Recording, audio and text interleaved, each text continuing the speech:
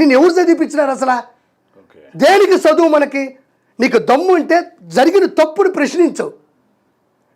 నీకు అసలు అసెంబ్లీకి వచ్చే అర్హత లేదు, అసెంబ్లీకి రావు కూడా. కానీ ఇక్కడ మాత్రం వచ్చేస్తావు టకటకటక 2 నిమిషాలు టకట. నీకు తెలియని విషయం ఒకటి చెప్పమంటారా దయచేసి? ఇప్పుడు బొడమేరుకి విజయవాడకి ఎట్లయితే ట్రయాంగిల్ లవ్ స్టోరీలో ఎవరికొర సంబంధం లేదో, అలానే ఇక్కడ గమనించాల్సింది ఒకటి ఉందన్న. ఫస్ట్ ఇతను ఎందుకు వచ్చాడంటే, మొన్న ఒక వ్యక్తి చనిపోయాడు, ఆ తర్వాత ఒక వ్యక్తి చనిపోయాడు, నీ అమ్మ వర్షాలు పడిపోయినాయి, వరదలు వచ్చేసినాయి. నాకు తెలిసి ఈ విజయవాడలో మినిమం ఒక 100-150 మంది చనిపోయి ఉంటారు. ఒక 100-150 మంది కంపల్సరీ నీళ్ళలో కొట్టుకుపోయి చచ్చిపోయి ఉంటారు. ఇప్పుడు దాన్ని శవ రాజకీయం చేద్దామని వచ్చాడు.